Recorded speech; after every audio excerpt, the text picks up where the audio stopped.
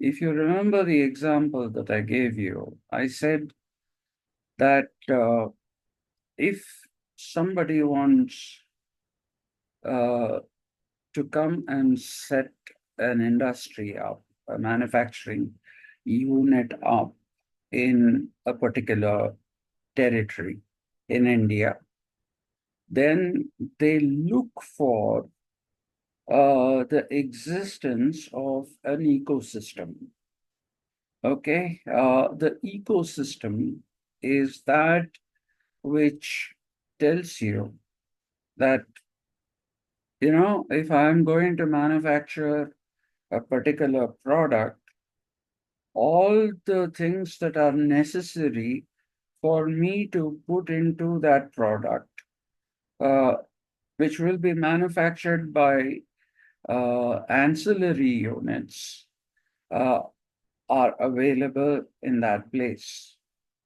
Okay, so the availability of facilities for the manufacture of any particular product is basically called an ecosystem.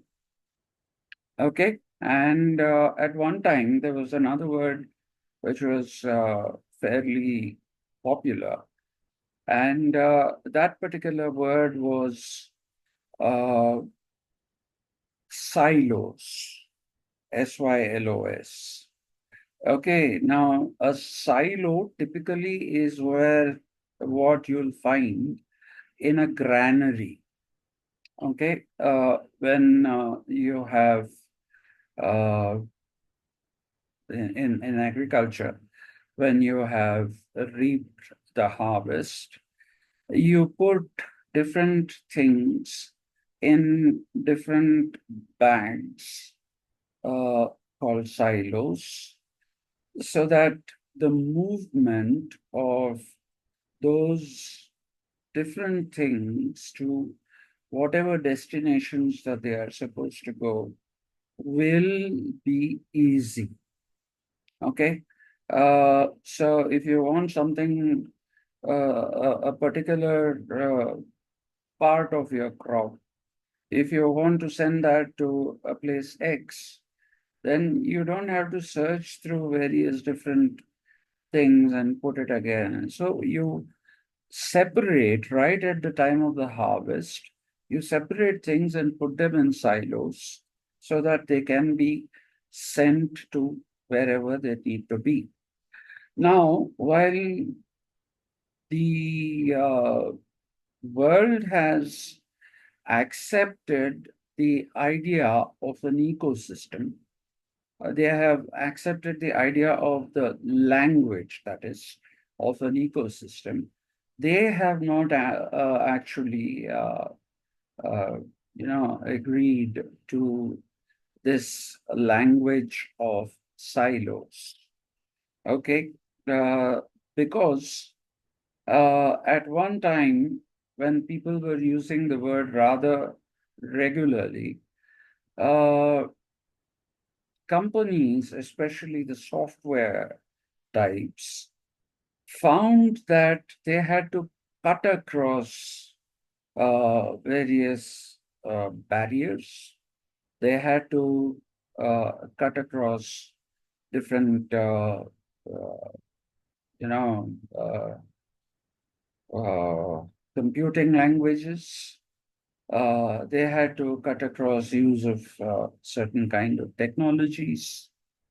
In fact, Bill Gates always used to say when he was the chief of Microsoft that any new development, any new development in the software world, however unrelated to any of the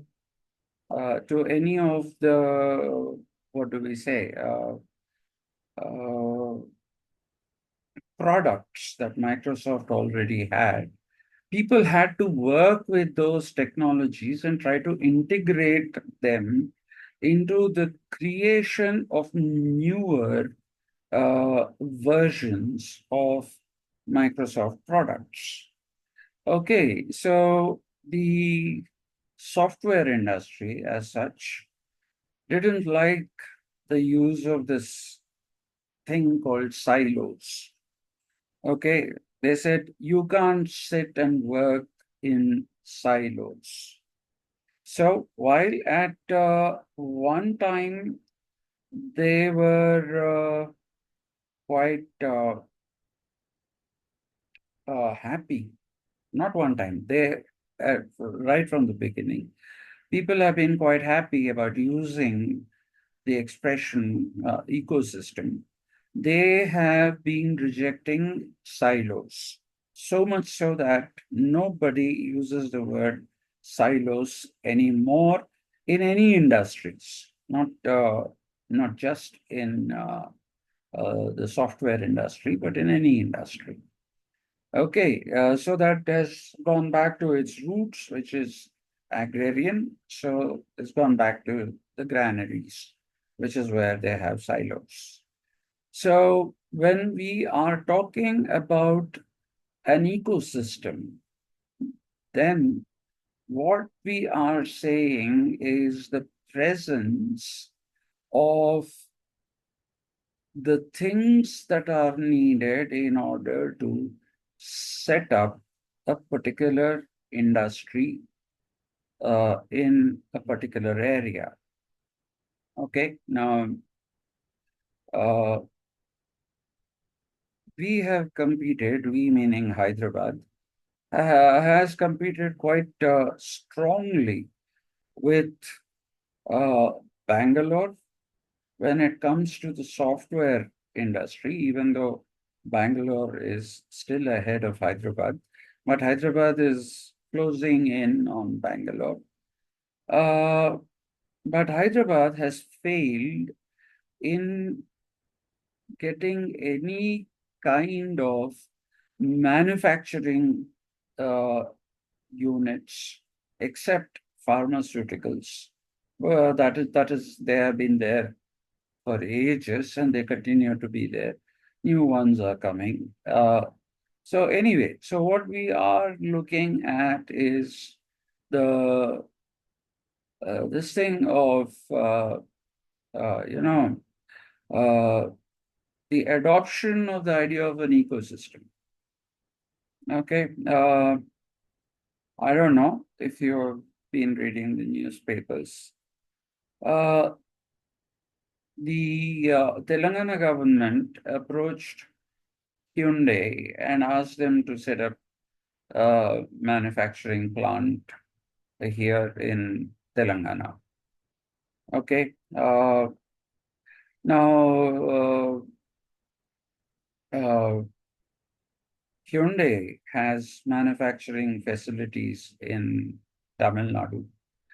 Most of the manufacturing facilities are in Madras uh, region or Chennai region because of the fact that it's a port and whatever you manufacture can also be exported from that particular port. So it is for that reason that all these people went there.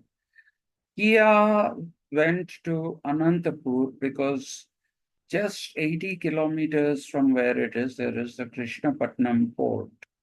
And so they went there to set up their factory. And there is a thing called Sri City, somewhere near Chittor, which is again extremely close to both Krishnapatnam port and the Chennai port. There you have an entire what should I say, an entire township of various different industries has come up. There are a couple of automobile manufacturers like Isuzu and Hero. And then there is Adidas, and Adidas makes both Adidas and Reebok footwear in uh, uh, Sri City.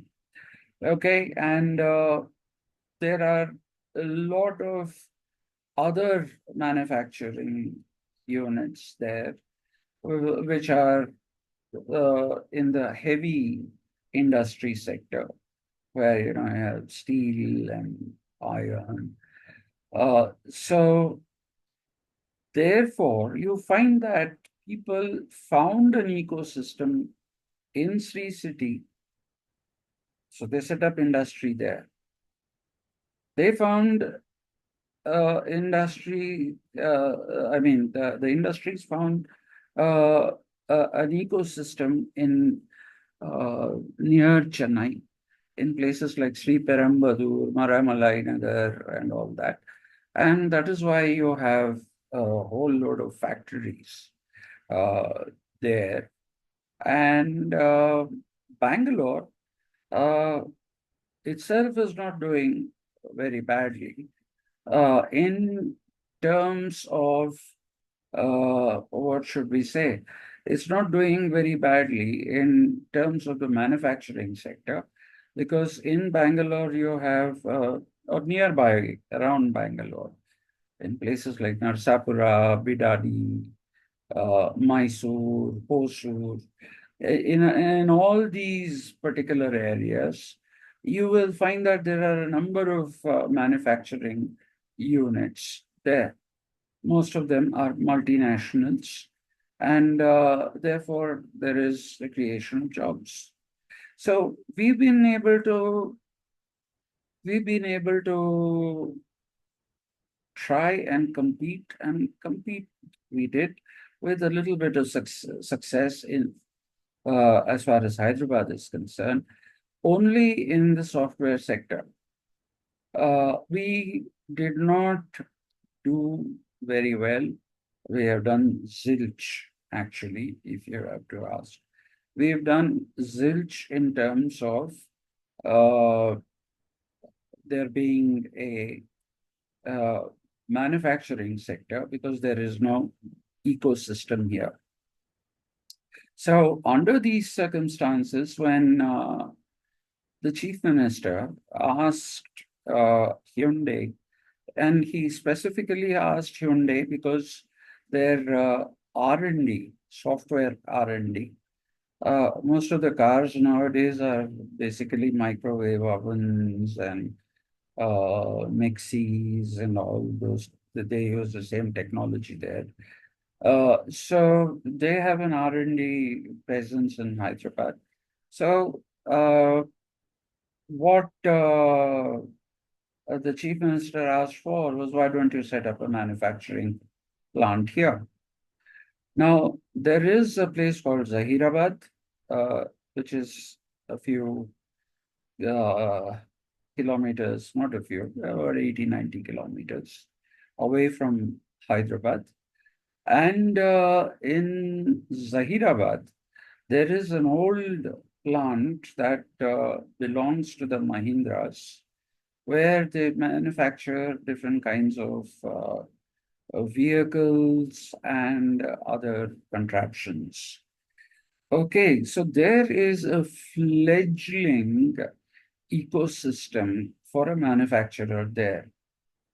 Okay, so what Hyundai have done is they have committed to the idea that they'll put a vehicle testing track, the biggest in the world, meaning Hyundai is biggest in the world, in the Zahirabad region. And if everything goes well, they'll also start, they want to hit Maruti. Uh, Maruti is number one, Hyundai is number two. So they also want to hit Maruti. So they said we will also consider, depending upon how the testing track goes, depending upon that, we will also probably look at a manufacturing plant, and that will most probably be for electric vehicles. Anyway, so what I'm trying to tell you is that this is an ecosystem. Okay, this is an ecosystem. So you say an ecosystem that is there for education. In Hyderabad, we have a very good ecosystem for education if you remove Usmania University from the picture. Okay, we have excellent institutions out here. We have the ISB, we have the IIT, uh, we have uh, the, triple IT, uh, and NID was supposed to come here, but unfortunately it went to Vijayawada because of the breaking up of the state. So that would have come here, and people are trying to get an IIM also to Hyderabad.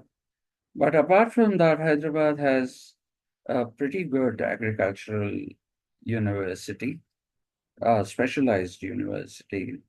Another specialized university which is pretty good is the veterinary university. So Hyderabad has that way a sprinkling of a number of different kinds of educational institutions. And you also have campuses of symbiosis, Tata Institute of Social Sciences. So there are, so the ecosystem to set up a university is very, very well uh, paved as far as Hyderabad is concerned. Okay, so some new universities have come. Not all of them are good, but one is expecting better universities to come in the second round and even better in the third. Okay, so private universities have shown uh, their biggest interest in Hyderabad now. Uh, Otherwise, most of them were going up north. They were either going to Sonepat or they were going to Noida, and some of them even went to Pilani, not the BITS Pilani. Other institutions also have gone to Pilani.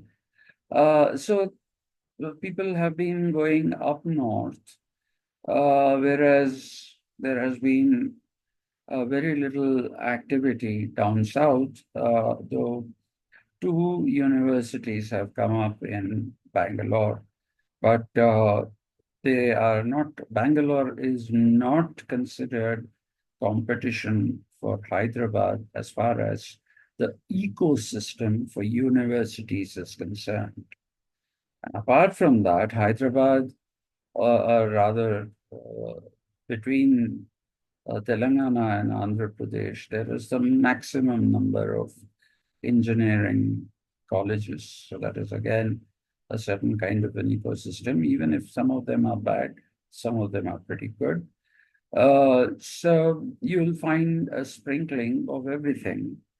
Uh, so that is how you talk about an ecosystem. Okay. So what is a political ecosystem? Is a political, do you talk about a political ecosystem as where there are parties, or do you talk about institutions of governance? What do you, what are you talking about when you talk about a political ecosystem? Politics is everywhere. It's not an ecosystem that needs to be put in one place. Okay, it's like saying botanical ecosystem. Okay, there are plants all over the world, everywhere. How can you have a botanical ecosystem? You can have a botanical park, but you cannot have a botanical ecosystem. Similarly, you can have a zoological park, but you cannot have a zoological ecosystem, right? Because all these things are already there. They are all over the world.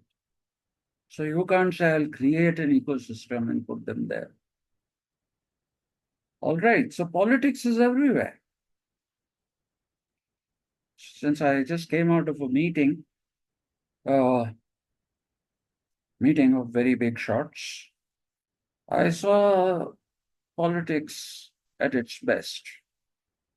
Okay, When I say politics at its best, what I mean is that some of the worst decisions regarding studies and the lives of students have been taken and passed through. Uh, I dissented, but despite my size, people didn't take cognizance of me. So, what I'm trying to tell you, therefore, is that you cannot talk about a political ecosystem. That is rubbish. It is complete rubbish to talk about a political ecosystem. You can talk about the ecosystem in the way in which I have talked about now.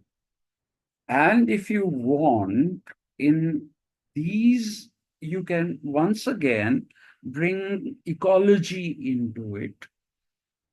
While we have been talking about, say, a manufacturing park, and that has an ecosystem for the manufacture of certain kind of things, the ecosystem there is a metaphor, right?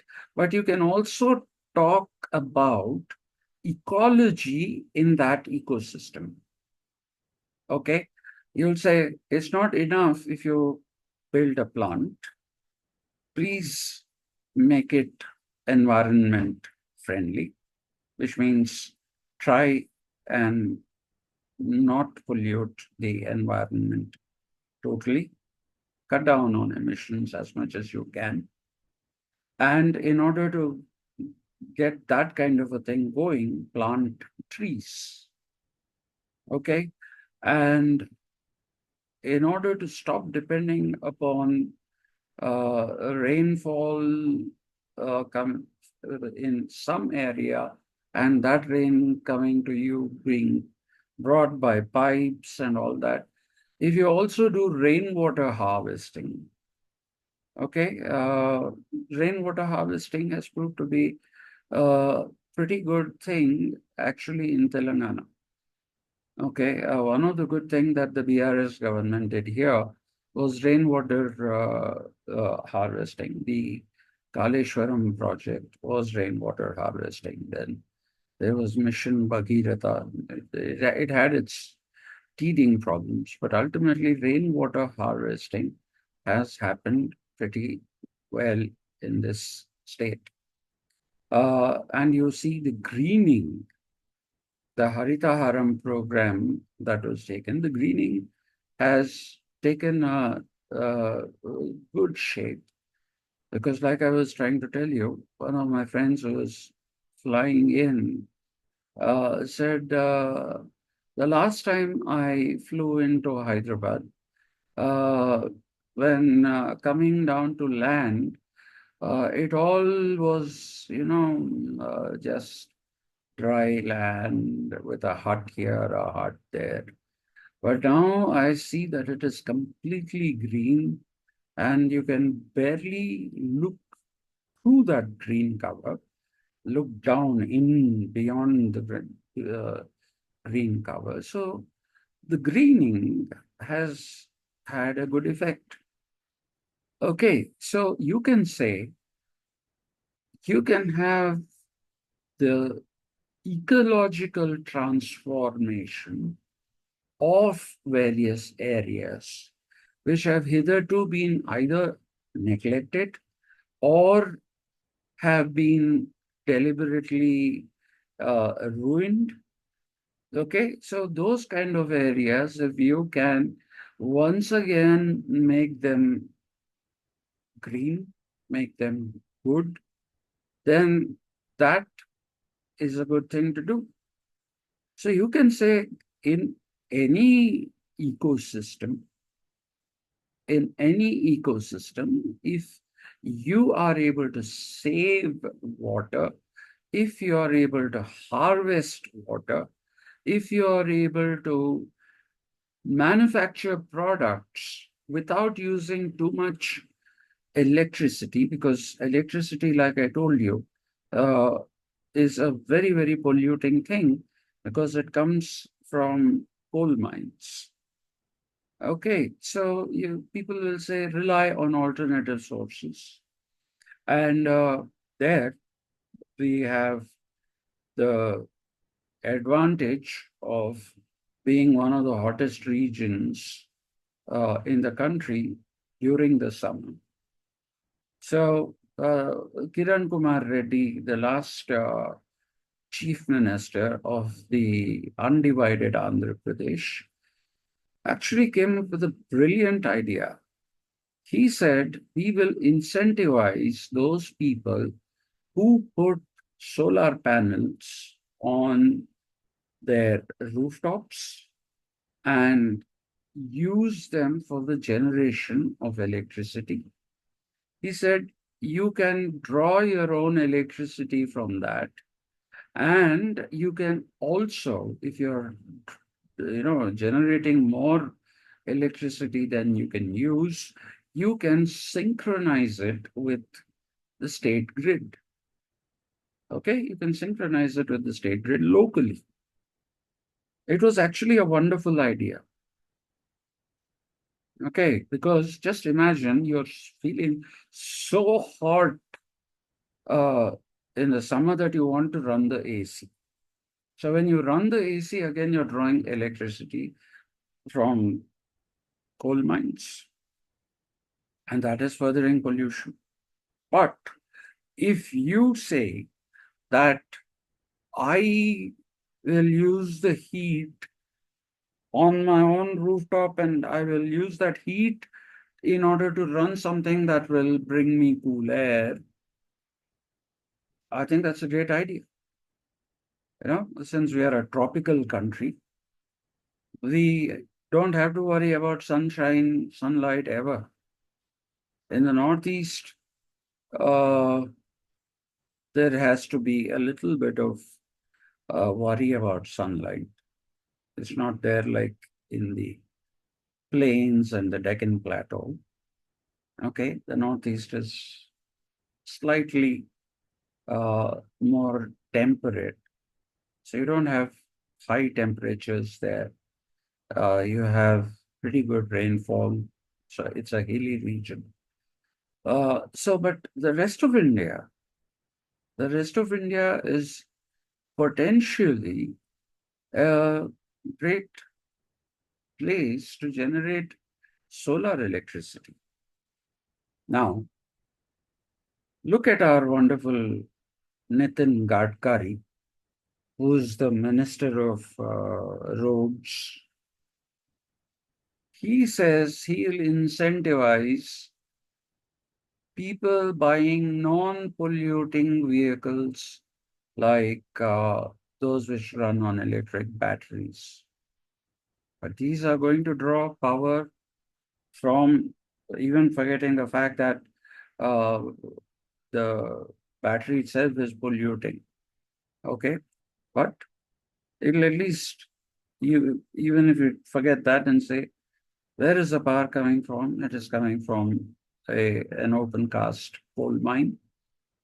And if instead of giving subsidies for that, if he gave subsidies to people to come up with solar energy projects, mega projects, okay, and there is technology for it. There is technology for it. Our neighbors, China, have cities which run entirely on solar grids, solar power grids. They don't use any other form of electricity. Okay, that is the reason why China has the highest number of electric vehicles in the world, not even the US. Okay, so they are making wonderful use of the fact that you can you can harvest the heat of the sun to bring about electricity. So you can talk about these kind of things, political imperatives, political policies, which will help people in promoting the use of green power, Okay, because when there is green power, then obviously your dependency on coal mines is coming down. And if your dependency on coal mines is coming down, you're also making sure that there isn't too much carbon monoxide, a dangerous gas, in the atmosphere, as well as carbon dioxide, which is a greenhouse gas. Okay, so these are some of the things that we need to understand when we talk about an ecosystem. Okay, you can have different kinds of ecosystems, and in those ecosystems, you can say the promoters of those different ecosystems, like Sri City or like Marai Malai Nagar, or you go to Noida. Noida also is an industrial thing. Gurgaon, industrial. So all Gurugram, sorry. So if we go through all these, then these are the places where you can harvest solar energy. Okay, we don't find any talk of harvesting solar energy by any government, either at the level of a state or at the level of the center, right? So maybe political ecosystem, if you stretch your imagination and do a bit of mental gymnastics, uh, perhaps you can argue that we can actually have some kind of a uh, you know, political initiative, political initiative, which is something that comes from within the people and exerts pressure on the government to take up green technologies. But one of our biggest limitations is that we are a country that gives soft loans and periodically writes off thousands of crores of rupees uh, as bad debt. We write them off. We say we are farmer friendly, but we are not farmer friendly. We're not farmer friendly. Writing off a loan is, or first of all, giving a loan and then saying this and that is that. That is not the thing. Give the farmer better access to water. Okay. If you have a solar plant in every big farm, you can draw groundwater without the use of either diesel pump sets or electric, uh, I mean, electric motors. Electric motors run by the electricity that is being drawn from uh, coal, right? So we should possibly incentivize uh, that kind of farming where people will say, all right, I have the money.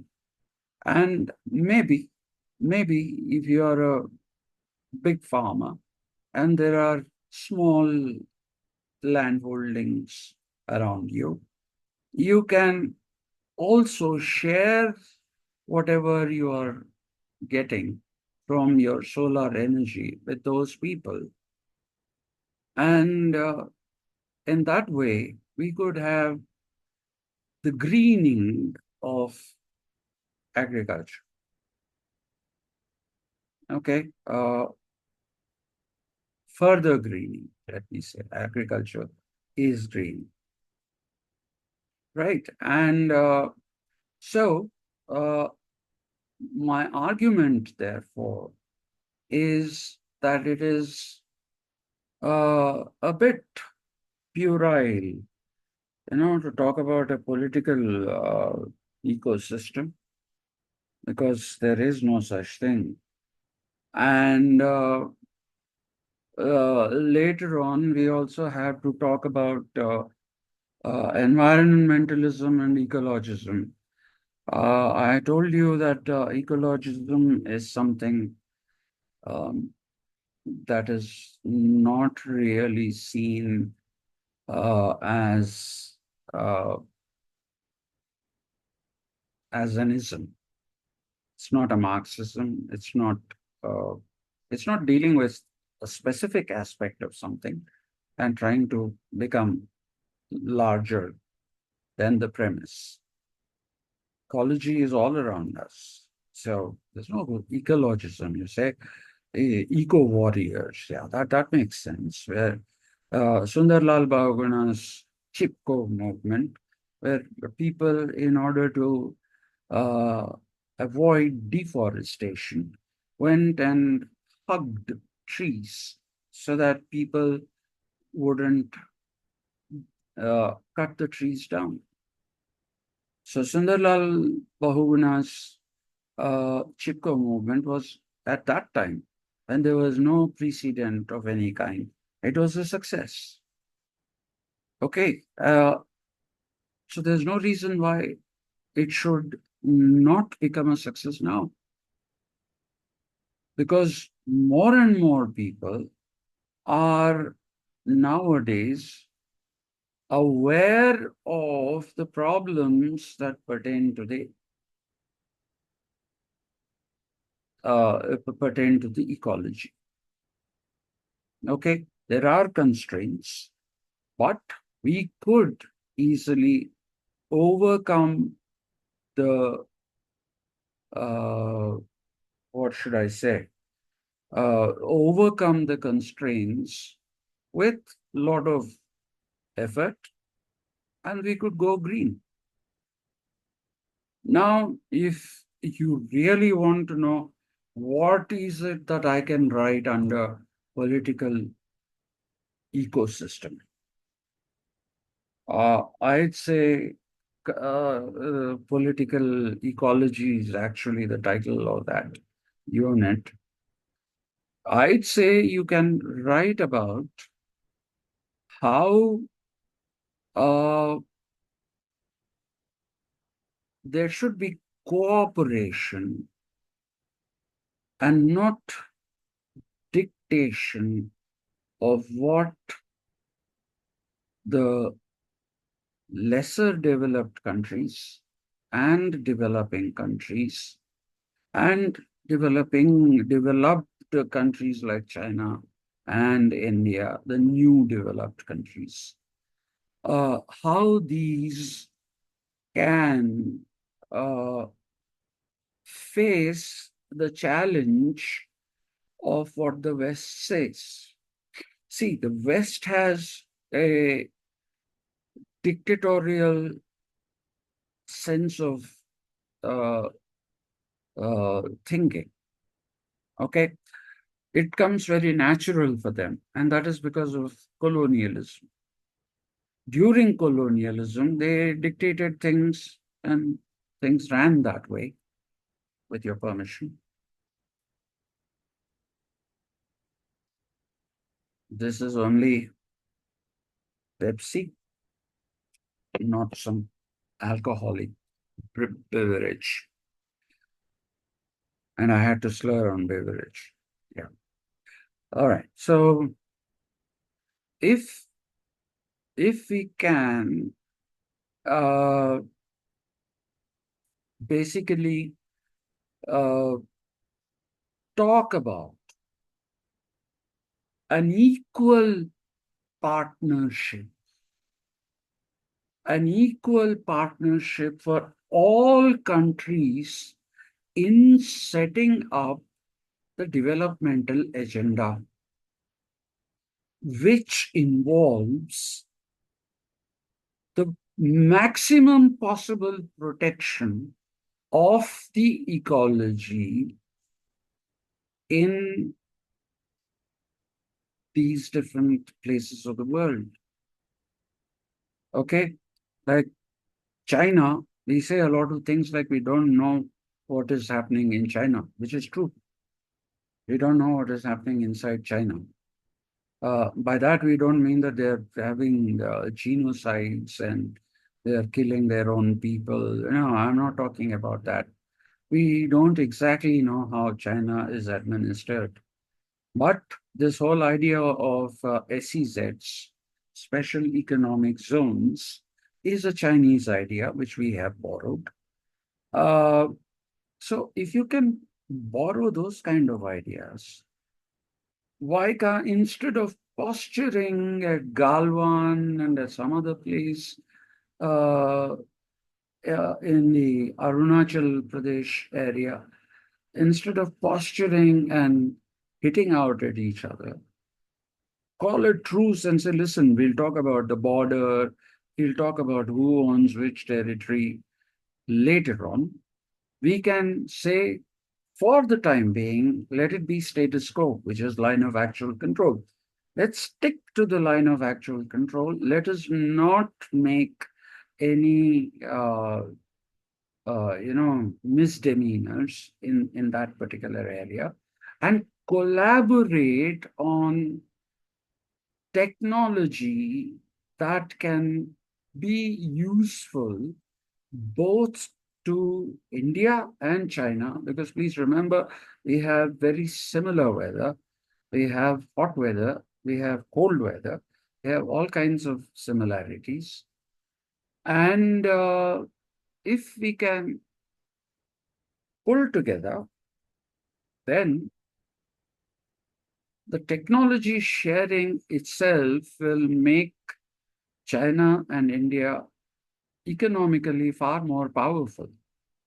And that kind of power will also be sympathetic to what was once our own, what should we say, our own existence in the third world. Now there's no third world, given the fact that there's no first world and second world. You can't have a third world. But least developed countries, if we can somehow, you know, give a helping hand, then you can bring about some kind of level playing field. It will never be completely level, but you can have some kind of level playing field. Okay, Vijay Parshad, who's a journalist, and he was being interviewed on BBC. Uh, he was told, why is India using coal? Now, Vijay Parshad is a left-oriented journalist and historian. There's nothing wrong with left orientation of his variety. He said, who taught us how to use coal? Okay, the whole idea of burning coal started in Britain, in Newcastle. Okay, from there, the technology, because of the Industrial Revolution. Industrial Revolution initially started with water, then it went with air, and then it needed heat. And that is when, in the Industrial Revolution, you found coal playing an important role. So they built railways in India, not for the sake of people of India, but to transport all the natural produce which is useful from remote areas to ports and take them to England, right? So railways were developed for that, and they ran steam engines, and steam was produced by burning coal. So he said, you taught us how to burn coal. And now you are saying, why are you burning coal? He said, we never burned coal. We had our little villages. We lived in our little villages. Everybody took a few twigs from here and there. No cutting down of trees and all. Just a few twigs from here and there, and you made a meal. and ate. Okay. So he said, watch. He did this. Watch. Don't talk like you are our superiors. Don't talk like you got better brains than we have. Okay? We have as good a brain as you people have. So don't talk the language of colonialism because historically you have advantaged yourself uh, through colonialism.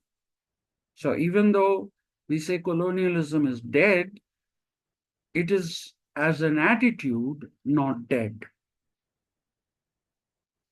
That is what Vijay Parshad said, and he was extremely right. Colonialism as an attitude is not dead. So if countries like China and India can come together, maybe even Japan, why am I forgetting Japan? Korea. If all these countries can come together on one platform, BRICS, incidentally, is uh, is an interesting platform. We'll talk about that later. But if we can come together on one platform, not with the intention of, you know, just simply creating better currencies, more powerful currencies for ourselves. Instead of that, even with the idea that we can cooperate with each other in order to build technologies. And we don't need to trade in dollar terms. We don't need to trade in dollar terms when it comes to a few things, because then we can go back to the good old days of barter. Okay, you'll have some extra bit of agricultural produce, some extra bit of industrial produce, which somebody doesn't have, give it to them, and in return, take something that they have extra, which you might need. That is where you can talk about political ecology. Okay, that is the implication of political ecology if you apply some sense to what is otherwise created nonsensically. Okay. And political ecosystem, please just forget about that.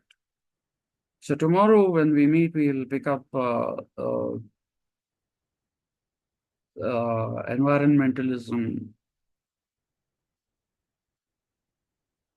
Tomorrow we'll pick up environmentalism and